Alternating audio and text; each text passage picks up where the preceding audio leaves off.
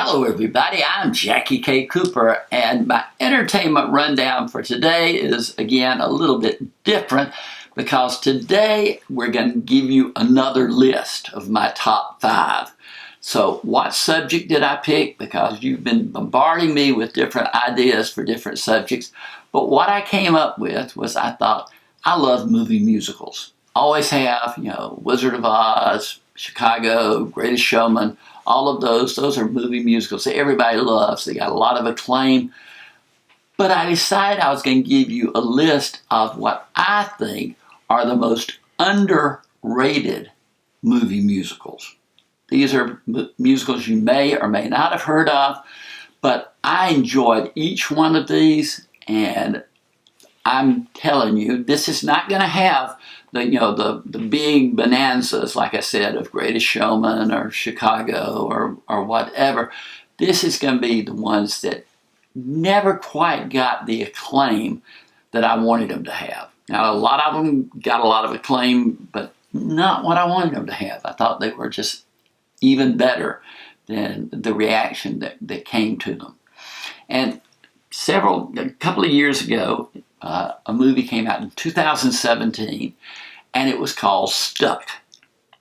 And they sent me a link to the movie, and I kind of tossed it aside, and then for some reason picked it back up, and decided I would watch it. It was about a group of people who were on the subway in New York, and the subway car, the subway gets stuck, and they're kind of trapped in this car, and you find out each person's story through different songs that they sing. And it's got sort of a Rent flavor to it. I don't know if you've ever seen the musical Rent or seen the movie of the musical Rent, which was one of the more disappointing movie musicals that I've seen. I never was enthusiastic about that one. But this musical Stuck has some of that flavor of Rent. I like some of the songs in Rent, and the best aspects of that music, the type of music, comes in Stuck. And I liked all the songs in Stuck. I liked all the performers. The main performers, though, are Ashanti, who's really good in this film, got a terrific voice. Amy Madigan, she's a great actress. I'd never thought of her as a singer, but she really gets into her role as one of the characters stuck on this subway. Giancarlo Esposito, he usually plays the bad guy in several TV series, and he's deadly. But in this movie, he kind of has a sinister character at first, but he evolves, and you get his story through song. But all of the songs are good, and there are a lot of other actors who are involved in this. They all interact together. There are solo songs, there are duets, whatever.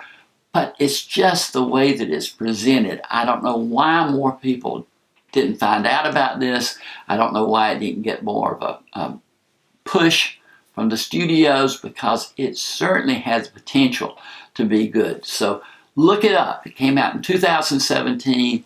It is titled Stuck. Number 4. You're going to say, well, this one got Academy Award nominations. It got everything else. It did. The Unsinkable Molly Brown. Debbie Reynolds, Harve Presnell, was just a terrific, terrific movie version of the Broadway smash.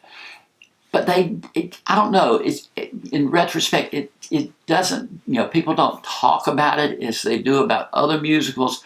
I felt like the enthusiasm of this film, there's a dance number at the end to a song called He's My Friend, which is one of Debbie Reynolds is just unbelievable, and the ensemble that, a group that dances with her, they're all good.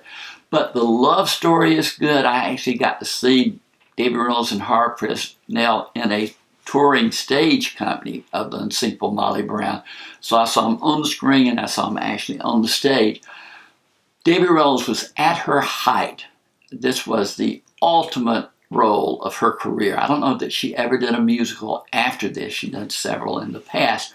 And she started her career basically with her big role in Singing in the Rain. But she is amazing. And she throws herself into the role of Molly Brown. So she is tremendous in it. So that movie came out in 1964, but it's easily accessible. But Harve Presnell's voice is amazing. It's a good counterpoint to David Reynolds. I just thought everything about this movie was wonderfully enthusiastic, and I think it never got the acclaim that it should have. Number 3, Newsies. Now, I hope a lot of you have heard of Newsies. This was an original musical that made by the Disney studio. It starred a teenage, I think, Christian Bale, and he sings and he dances. Now, I have been on press junkets and I've interviewed Christian Bale later in his career, and people have told me never mention Newsies. He does not like to be, asked about the film. I don't know why, because he is super good in it. It's all about America in, I think the time is 1899 in the country, and this is a bunch of really orphan who work as newsboys for a major newspaper publication. And the songs are great, and the dancing is great, and Christian Bale is great. But this movie had such a following, kind of an underground following, that it later was made into a play that ran on Broadway and got a good bit of acclaim there. But the movie itself just kind of came and went and then kind of festered off in silence, with people discovering it here and there. But still it hasn't gotten the overall acceptance that it should have. And I don't care what Christian Bale says, he is really good in this movie. And he and Bill Pullman and Anne Margaret is in it, and just a huge cast of talented young men who sing and dance their way from beginning to end. So get it, you can't. See this movie. This one came out in 1992. So you can look it up and really enjoy it. I know that I'll go on YouTube and sometimes you just pull up some of the musical numbers from Newsies just to watch, especially a solo number that Christian Bale does. So Santa Fe, I think is the name of the song. It's really good. So mark that one down. Newsies. Number 2, Moulin Rouge. Gosh, I love that movie. It came out in 2001. It's hard to believe it's been that long ago that it came out. But it's a love story between characters played by Ewan McGregor and Nicole Kidman.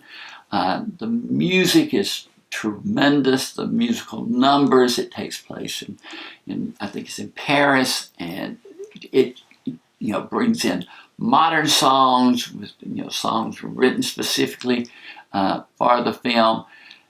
Who knew that Nicole Kidman could sing like she does, and especially who knew that Ewan McGregor had such a voice? But they are terrific together. It's kind of a tragic drama, and your heart just gets pulled into the story of these two lovers and the things that are working against them. And then there's the third person in the kind of a love triangle played by Richard Roxburgh. And he is almost like one of the villains who twists his mustache. He's so evil acting. And he wants the character played by Nicole Kidman as his own. She's trying to help out the place where she works to stay solvent. And then there's the young struggling writer played by Ewan McGregor, who is her true love. But just a fantastic movie, something that you can, oh my gosh, you can just get lost in it. At least I did. Come What May is one of the big songs from that. But, Nicole Kidman sings Diamonds Are a Girl's Best Friends. Like I said, they bring in modern songs to fit in. And then there's a duet, a medley of songs sung by Nicole Kidman and Ewan McGregor together that's just one better on top of the other. So make sure you don't miss it. Make sure that you watch find and watch Moulin Rouge. It's just one of the best musicals ever, and should get that recognition. Finally, my number one choice, and I have to give you a little background on this. I grew up in Clinton, South Carolina, very, very small town in South Carolina. We had a movie theater, but it just played the standard fare out of Hollywood. Then I went to Erskine College, which was a small town, located in a small town, Due West. That was the actual name of the town, Due West, South Carolina. It had a basic, a school movie theater, but again, just regular movies played there. But then I went to law school in Columbia, South Carolina, one of the biggest city, or one of the biggest cities in South Carolina. And I had an apartment, and right down from my apartment was an area called Five Points. Five Points had a fine arts theater, and it was a place that showed foreign film. Now, this was in the 60s, and I was just blown away that I could actually see, movies from other countries and that were offered. And one of the first movies that I saw was a movie musical. Jacques Demy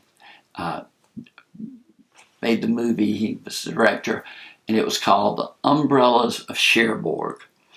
And this was a movie that is completely sung, it's all in French, has had subtitles. Fascinating. Loved the movie. Loved it, loved it, loved it. It starred Catherine Deneuve. This was back in 1964 was when it came out. So she was very, very young actress.